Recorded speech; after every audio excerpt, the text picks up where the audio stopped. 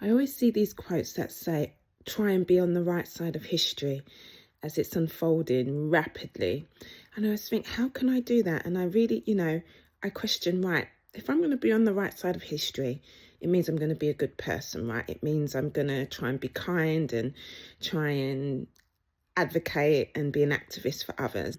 But then I also thought, a lot of the time in history, the people who have done the worst things to others is usually their neighbours.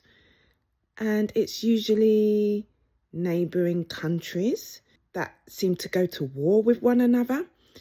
And then when those countries go to war or commit heinous crimes to their fellow men, then turns into the neighbour next door who is, you thought was nice, smiling in your face, and they actually really hate and despise you and have a bit of envy and jealousy.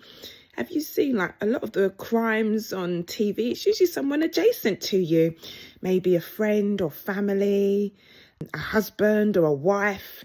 It's usually your neighbour, the person right next to you. So I'm like, okay. So I always remember, because I went to a religious school and it said, love thy neighbour as I have loved you. And I remember that quote. And so that's how I literally live my life. I always try and make sure that who's ever in proximity to me feels loved. And I know what it feels like when my neighbour doesn't love me and I move out swiftly, because those will be the people who do the worst harm to you. So just a thought, think about how you're loving others. It's usually the ones closest to you. And watch how they're loving you, so you can be on the right side of history and your own history.